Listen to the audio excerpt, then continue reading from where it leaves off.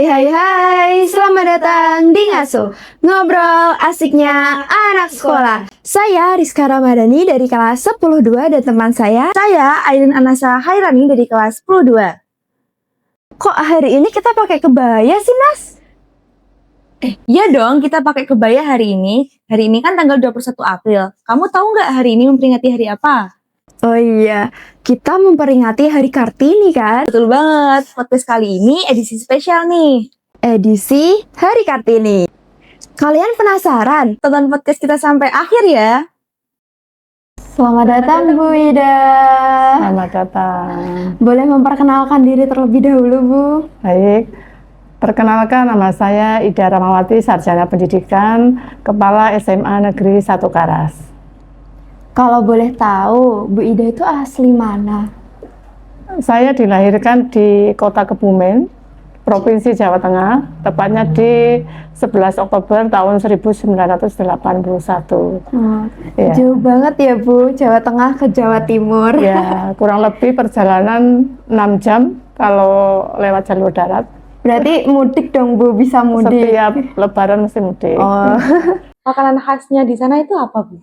Ada yang angka 8 itu lanting. Kalau di sini mungkin kayak alen-alen yang dari apa namanya, ketela. Ya. Jadi di sini juga ada ya, mirip gitu Bu? Iya, rasanya sama, cuma sana bentuknya angka 8. Kamu tahu Nas? aku kurang tahu sih Kak. Oh, iya. Mungkin lain kali bisa nyobain ya. Ya Kapan-kapan nanti kalau pulang saya bawakan. Boleh. Dulu Bu Ida itu kuliah di mana Bu? Saya tahun 2001 kuliah di UNESA, Universitas Negeri Surabaya. Berarti ambilnya itu jurusan sarjana pendidikan ya Bu? Betul, sarjana pendidikan, jurusannya pendidikan biologi. Bagaimana perjalanan karir Bu Ida sampai jadi kepala sekolah sekarang, kalau boleh tahu? Ini diceritakan semuanya, panjang. Boleh.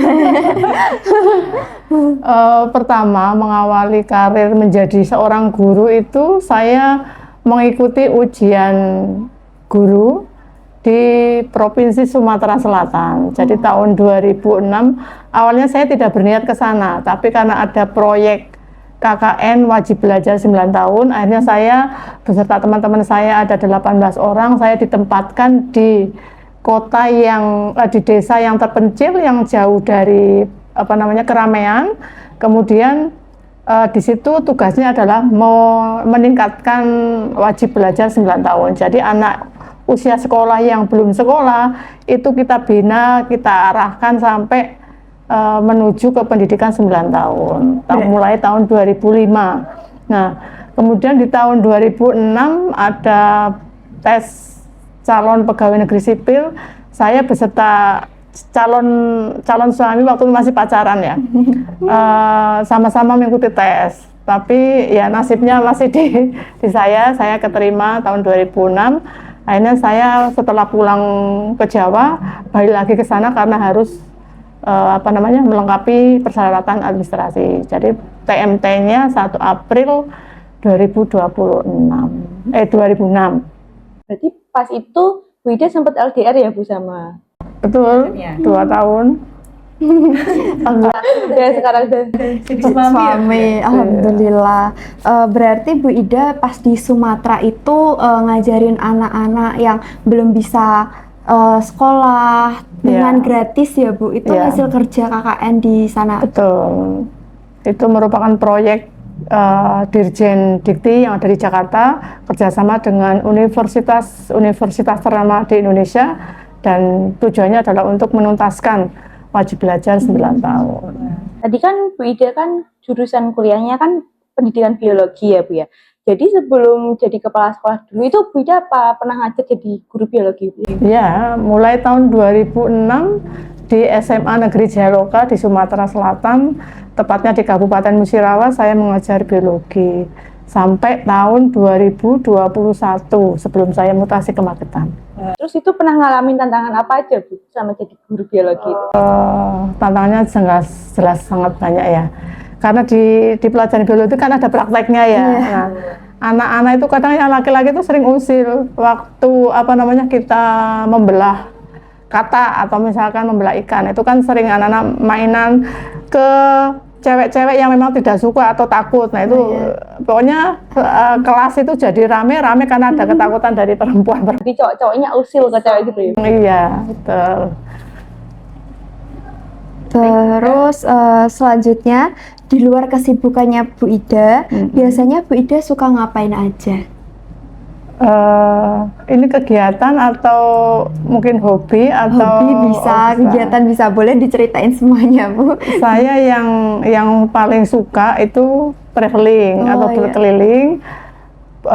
Kalau yang hobi itu saya seringnya nyanyi ataupun apa namanya ya berwisata lah. Tuh, tapi yang sering kalau di rumah kan sering kali kalau pulang ke rumah kan sudah sore jam 4. Paling hari Sabtu atau Minggu saya merilekskan suasana hati dengan bernyanyi gitu aja. Saya waktu itu pernah dengar Bu Ida nyanyi Bu, sekali Bu. Bagus banget. Pas kita lagi itu bagus banget Bu suaranya Bu. Bu Ida boleh nggak coba nyanyi sedikit aja biar para penonton pendengar nih. Lagu favoritnya. Apa ya? Oke, lagunya Kaulah Segalanya ya. Iya. Harusnya ada musiknya loh. Kaulah segalanya untukku, kaulah curahan hati ini. Tak mungkin ku melupakanmu, tiada lagi yang ku harap, hanya kau seorang. Bagus banget Bu, itu lagu zaman dulu tapi masih ngetren nggak sih Ya, Bu? memang kalau karakter lagu-lagu lawas itu tidak akan pernah purna dimakan usia, karena anak-anak zaman sekarang juga kalau mendengarkan lagu-lagu dulu ya mengingatkan memori bunda-bundanya dulu gitu. Hari ini kan Hari Kartini ya Bu. Menurut Bu Ida sendiri makna Hari Kartini itu apa Bu? Kalau saya menganggap perempuan itu adalah seseorang yang mampu berkarya atau mungkin berdaya. Kita bisa melihat sosok atau sejarah dulu R.A. Raden Ajeng Kartini dengan bukunya Habis Gelap Terbitlah Terang. Nah, ini yang saya ikuti sampai sekarang. Jadi perempuan-perempuan itu jangan sampai mengalami keterbelakangan. Artinya perempuan itu juga bisa menjadi sosok orang yang memang menjadi pilotnya di masa-masa saat ini. Nah, ini yang saya tekankan adalah literasinya. Banyak pujangga-pujangga waktu dulu itu kan didominasi oleh kaum laki-laki, perempuan bahkan tidak ada. Sekarang kita lihat karya-karya puisi atau karya-karya cerpen yang terdahulu itu kan banyak laki-laki, Khairil Anwar dan sebagainya. Ini akan menjadi patah semangat bagi perempuan. Nah, ini yang makna yang saya acungi jempol. Ayo perempuan-perempuan di Indonesia khususnya, mari kita berdayakan perempuan untuk bisa berliterasi sejak dini sehingga bisa bukan mengalahkan ya, bisa berdaya saing dengan teman-teman yang laki-laki. Jadi kita tidak kalah dengan mereka-mereka yang laki-laki. Dan di SMA 1 Karas ini kan juga ada pujangga ya Bu? Iya. Nah, itu pasti kebanyakan juga perempuan. Jadi perempuan tuh bukan di bawah laki-laki ya Bu ya. Kita bisa sama jenis karena mempunyai hak dan kewajiban yang sama. Jadi kita mempunyai, mau laki-laki nanti mau jadi apa ya kita punya hak ke arah situ sama. Menurut Bu Ida, apa arti sosok Kartini di era sekarang ini? Yang saya sampaikan tadi bahwa Kartini itu sebagai sosok perempuan yang bisa memberdayakan perempuan saat ini, atau mungkin di zaman-zaman kalian itu di Gen Z itu bisa menjadi perempuan yang mampu berkarakter, kemudian bisa menggunakan potensi yang ia miliki menjadi sosok literasi, sehingga perempuan jangan sampai hanya di kasur, kemudian di sumur, dan istilahnya di belakang ya. Ketika ada tamu tuh perempuan hanya memberikan minuman, menyajikan minuman, bukan. Tapi kita bisa untuk berdiri di depan menjadi penerima tamu dan sekaligus menjadi tuan rumahnya dari apa yang diperbincangkan di depan. Berarti kita juga bisa kayak laki-laki tapi kita beda sama Ya, laki-laki. versinya versi kita, versi sebagai perempuan. Iya. Baik. Bu Ida sendiri tuh punya nggak sih Bu seseorang yang menginspirasi seperti Kartini? Saya punya sosok ya yang memang itu guru teladan saya, yang saya teladani waktu saya kecil itu ketika saya usia SD, kelas menjelang perpisahan itu kelas 6, itu ada sosok kepala sekolah yang sekaligus juga guru saya waktu kelas 6, itu menginspirasi saya. Oh, ternyata perempuan itu bisa menjadi pemimpin.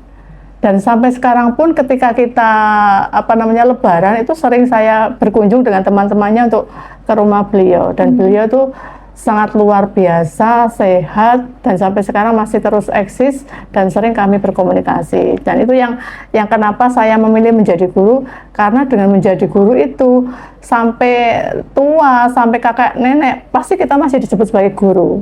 Oh, iya. Berarti itu yang menginspirasi banget dari Bu Ida. Iya, betul. Dari kelas S6 SD ya Bu ya itu? Sampai sekarang. Sampai sekarang saya masih teringat, dan itu yang menjadi motivasi. Oh, ternyata saya juga nanti ingin menjadi seperti beliau, menjadi pemimpin, dan kok sekarang sudah tercapai, saya kabarkan ke beliau, beliau sangat senang sekali. Terus pas Bu Ida lulusan ya Bu, pasti ngabarin kan Bu? Terus Lulus sarjana. Oh, iya. sekolah. Ya. Jadi pasti itu kayak guru Bu Ida tersebut tuh kayak bangga ke Bu Ida juga. Betul.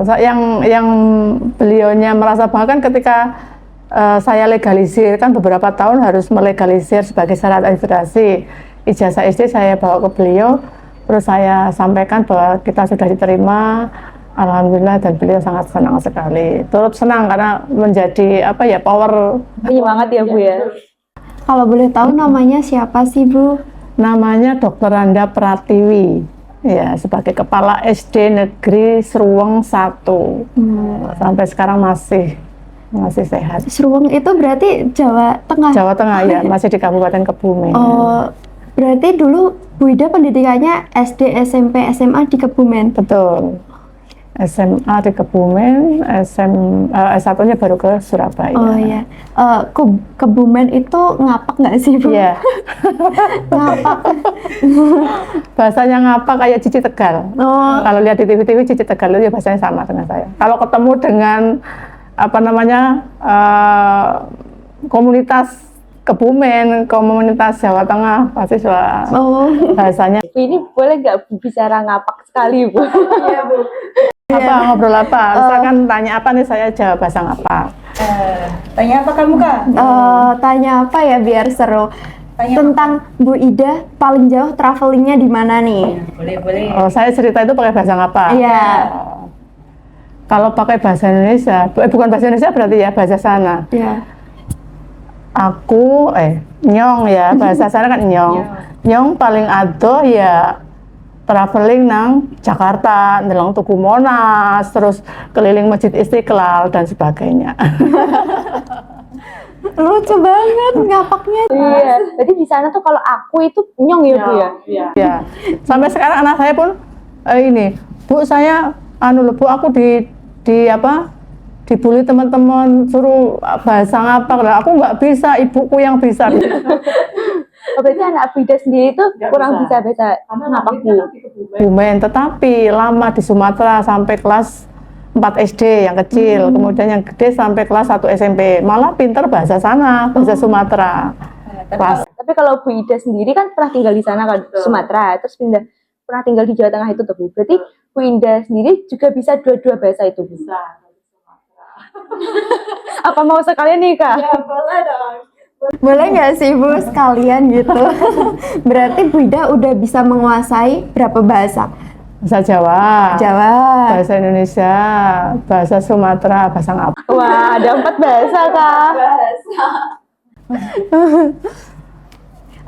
Tadi kan menurut Bu Ida, kita kan setara sama laki-laki, Betul. cuma versinya beda. Tapi masih banyak nih yang mempercayai kalau perempuan itu secara karir di bawahnya laki-laki, Bu.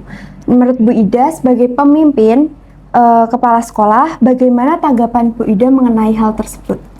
Kalau statement itu saya kurang setuju ya, karena di era sekarang apa sih yang tidak mungkin untuk perempuan? Ya, perempuan satu, kepala sekolah, bahkan karir perempuan sekarang rata-rata apalagi di sekolah dasar itu rata-rata mayoritas didominasi oleh kepala SD perempuan. Nah, untuk SMP juga hampir separuh perempuan. Nah, hanya untuk di tingkat sekolah menengah atas ini yang belum familiar, baru beberapa. Kalau yang di kita baru 3 atau 4 ya, 4 dari 10 baru 4 yang menjabat sebagai kepala SMA dari perempuan.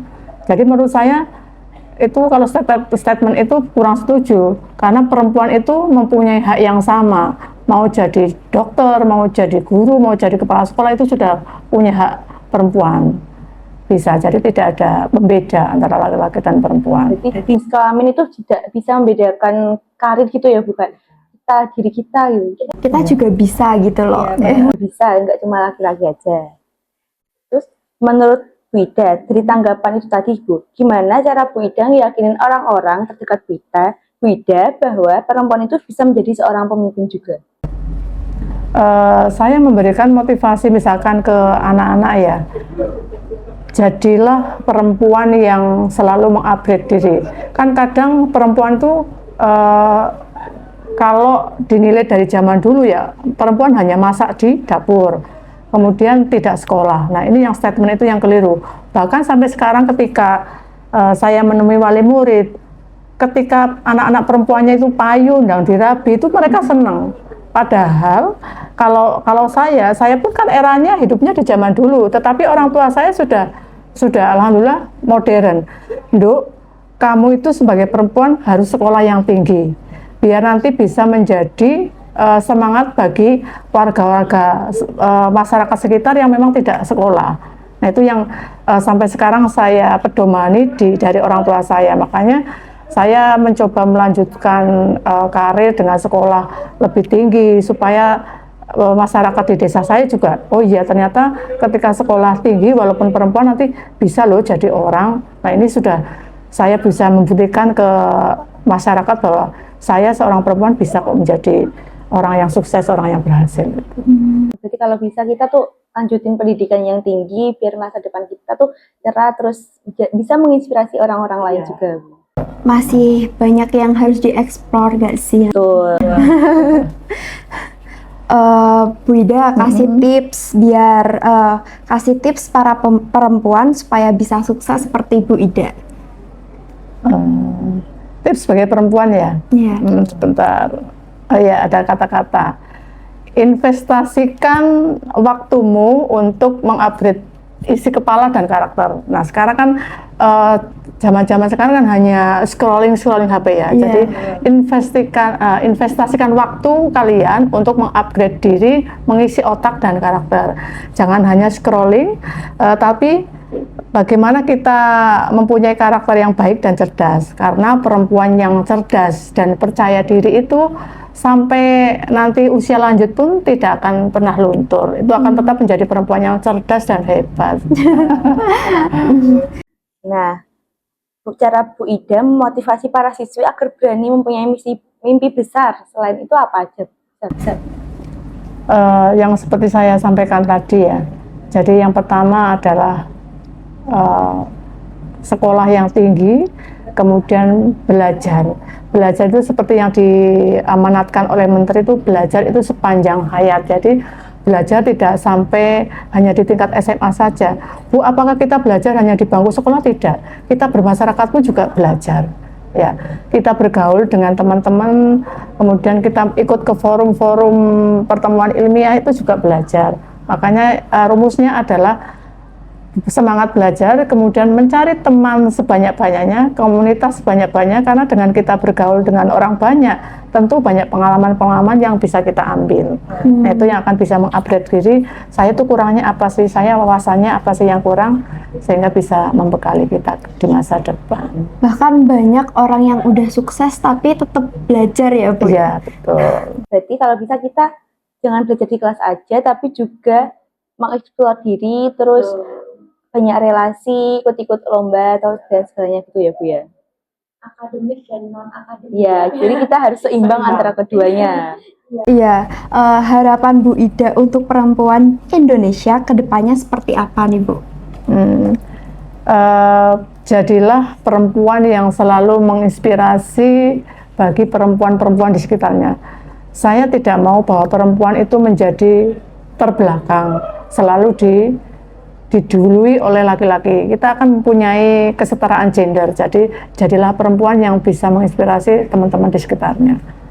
Nah, jadi itu ya guys, harapan Bu Ida untuk kita ke depannya. Nih, terakhir Bu, boleh kasih satu kalimat pesan untuk seluruh perempuan di sekolah kita dalam rangka Hari Kartini ini, Bu? Oh gitu ya. Kita lihat dulu. Ya, cantik itu relatif. Ya, tapi punya grow mindset itu adalah absolut. Ya. Cakep. Terus jangan cuma scrolling HP, lihat-lihat apa namanya Facebook, kemudian lihat Shopee dan sebagainya. Ayo mulai filing otak kita dengan ilmu yang bermanfaat. Cakep. Sebelum kita memasuki Q&A, jujur aja nih Bu, kita agak tegang ya, Bu. Kita agak tegang ya karena Iya. Ini kan orang nomor satu sekolah kita ya Kak ya. Jadi tuh kita tuh rada gimana, tegang banget ya Kak ya. Iya, jadi agak relax dulu nggak sih? Boleh lanjut? Ayo, boleh. Siapa nih Kak? Aku ini. Iya, Oke. boleh. Oke, sekarang kita masuk sesi Q&A ya Bu ya. Yang pertama ada pertanyaan dari Kak Linda. Kalau Ibu Kartini hidup di zaman sekarang, beliau memperjuangkan apa? Di zaman sekarang ya. Iya, betul. Ya. Kalau saya kok lebih ke era jurnalistik atau mungkin ke literasi ya. Kan karena pujangga-pujangga dulu kan kebanyakan laki-laki. Nah, maka di era sekarang, ayo kita para perempuan mencoba untuk membuat karya, membuat cerpen. Nah, ini yang nanti saya bermimpi seandainya semua siswa di SMA Negeri 1 Karas itu membuat cerpen, kemudian kita bukukan 5 tahun yang akan datang, 10 tahun yang akan datang itu akan dibaca oleh para penerus kalian. Oh lah, ternyata anak-anak sekarang sudah mampu untuk membuat karya, apalagi perempuan-perempuan yang hebat dan luar biasa. Bagus ya Bu ya, bisa juga ini Bu. Dan itu bisa buat kenang-kenangan ya. Jadi nanti kalau kita udah tua ya, kita bisa lihat bukunya, wah ternyata kita dulu pernah bikin kata-kata ini gitu. Ada cerita yang bisa kita ceritakan ke anak-anak kita, anak cucu kita. Bu Ida mau nyoba nggak sih Bu, kepikiran gitu mau bikin buku gitu, terus dibekukan gitu? Saya mulai, ini sudah tahun yang kedua. Kalau saya dulu sebelum di sekolah ini sudah dua buku yang sudah saya mulai, tapi bukan karya saya sendiri, artinya saya mengumpulkan beberapa cerita. Nah, ini yang saya kerjakan dengan anak saya juga seperti itu. Nduk, pokoknya ketika kamu dimanapun, kayak misalkan wisata ke Bali atau kemana, saya membuat cerita, terus nanti saya bukukan. Anak saya gabung dengan saya, jadi nanti 1 tahun dapat cerita apa, itulah yang akan saya bukukan, itu rencana. Kak, aku juga pengen sih Kak. Ayo Kak, kita bikin berdua. Iya sih, boleh. Lanjut ya Bu, ini pertanyaan kedua dari saya sendiri. Rizka, Bu Ida berikan satu kata yang menggambarkan sosok Kartini di era Gen Z sekarang. Oh, ya. Seperti saya sudah sebutkan tadi, karena perempuan Gen Z ini kan sekarang lebih mementingkan penampilan ya. Jadi artinya nantilah untuk mengisi otak-otaknya nanti di belakang aja. Sebenarnya yang penting tampil cantik, ceria di depan umum. Itu yang saya amati sekarang. Nah, ini yang perlu kami sampaikan dan saya pesankan kepada generasi sekarang. Cantik itu relatif ya, tetapi punya grow mindset, artinya mindset untuk bertumbuh dan berkembang itu adalah absolut. Maka jangan sampai scrolling aja, tetapi ayo mulai filing otak kita menjadi otak yang penuh dengan ilmu yang bermanfaat. Itu yang perlu kami pesankan kepada teman-teman kalian selaku Gen Z saat ini. Jangan jadi pengangguran ya. Penampilan perlu, tapi otak lebih perlu. Baik, selanjutnya ada pertanyaan dari Kak Esi nih Bu. Izin bertanya, sistem atau teknik belajar apa yang dilakukan oleh Ibu sehingga dapat mencapai cita-cita? Ini saya ya, gaya belajar saya. Iya, Jadi betul. tidak menutup kemungkinan nanti teman-teman atau orang-orang di luar sana berbeda dengan gaya belajar masing-masing ya. Kalau saya itu belajar tuh suasana yang hening, itu bisa masuk. Saya terobsesi ataupun termotivasi oleh sosok perempuan yang memang dulu saya idolakan.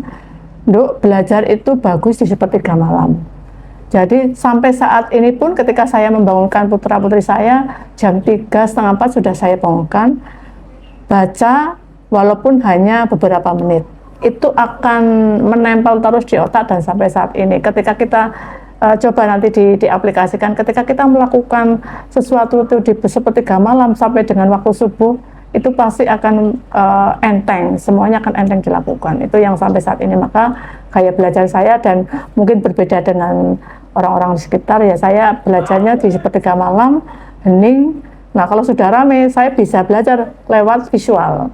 Jadi kalau dengan keadaan rame seperti ini, saya dengan nonton aja bisa masuk. Tapi kalau rame terus harus tenang, nggak bisa.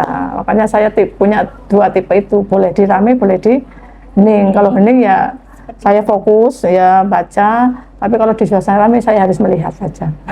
Tapi emang iya sih Bu, di jam-jam sepertiga malam kayak gitu tuh emang bikin kita fokus banget Bu. Bu Ida itu seperti orang tua saya, Nas. Karena Bu Ida juga plek-ketiplek ngomongnya sama ibu saya kalau belajar itu subuh-subuh aja, nanti biar cerna gitu. Dan saya setiap ulangan Ibu, setiap ulangan habis sholat itu tuh saya langsung belajar, paginya langsung apal materinya gitu. Jadi tuh kalau malam tuh kita cuma baca-baca singkat. Nah tadi jam-jam segitu kita ngafalin tuh enak banget. Jadi pas sampai di sekolah tuh kita, wah ada persoal nih, kita langsung jawab ini tadi gitu. Tapi zaman sekarang tuh begadang itu bukan soal belajar aja, tapi buat scroll TikTok. Ya kan? Oke, lanjut Bu. Pertanyaan dari Selfit. Bagaimana tanggapan Ibu Kepala Sekolah tentang siswi yang pakai make up berlebih ke sekolah? Nah ini yang saya tidak cocok ketika perempuan-perempuan itu sekolah itu kan masanya mencari ilmu.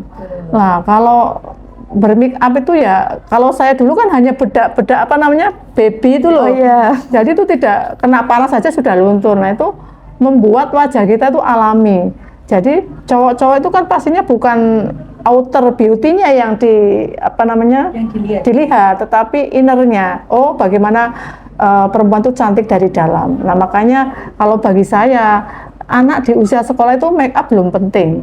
Tapi kalau nanti sudah bisa cari duit sendiri, bisa kerja, nah itu monggo, mau beli bedak semahal apapun boleh, mau beli lipstik semahal apapun boleh. Saya selalu menyampaikan seperti itu. Makanya kalaupun di sekolah kita itu ada DT yang tata rias, kemudian tata busana, itu boleh menggunakan itu, tapi di event-event tertentu, mungkin di festival gelar karya double track, itu boleh masing-masing mengeksplor atau mungkin menampilkan apa yang saya bisa, itu boleh. Tapi kalau untuk sekolah ya yang biasa-biasa aja lah. Jadi sebaiknya ya sewajarnya aja ya. Baik, ada selanjutnya nih Bu, yang pertanyaan terakhir nih Bu. Pertanyaan dari Kak Lumba, proyek atau kegiatan apa yang akan dilaksanakan buat Semagas biar lebih aktif dan kreatif lagi? Ada dua yang ingin saya munculkan. Kita kan tahu ya bahwa SMA Negeri 1 Karas itu kan sekolah termuda. Dari 10 sekolah kita baru usia 29 tahun, 30 aja belum. Nah, bagaimana kita mengenalkan sekolah kita ke dunia luar? Makanya sering kita meminta dari tim jurnalistik untuk membuat konten-konten yang menarik dari kegiatan kita, kemudian kita sampaikan di medsos, dijadikan WA atau story WA ataupun nanti di IG. Nah, kemudian yang kedua yang seperti yang saya sampaikan tadi, saya menginginkan bahwa putra-putri Semagas itu membuat karya yang nanti bisa didokumentasikan menjadi satu buah buku judulnya boleh puisi karya anak Semagas ataupun menjadi cerpen. Itu yang impian terbesar yang benar-benar saat ini saya sudah komunikasikan dengan guru bahasa Indonesia. Mudah-mudahan nanti bisa terwujud menjadi nyata sebelum kalian lulus. Nggak sabar banget Ibu, saya menantikan. Semoga proyek kali ini berjalan lancar ya Bu. Amin. Amin. Terima kasih banyak Bu Ida sudah mau meluangkan waktunya untuk kita undang ke podcast Ngaso kali ini. Sama-sama, dengan senang hati. Nanti kapan-kapan bukan hanya di hari Kartini ya, ke event-event lain yang memang butuh kita untuk ngobrol santai, menceritakan tentang apa yang memang perlu untuk kemajuan dan hal-hal baru di Semagas, boleh lah. Mau banget sih. Tunggu ya guys, next episode ya. Semoga motivasi yang Ibu berikan kali ini bisa menjadi inspirasi bagi teman-teman yang menonton. Sekian podcast kita kali ini. Sampai bertemu di podcast-podcast selanjutnya. Podcast Ngaso, ngobrol asiknya anak sekolah.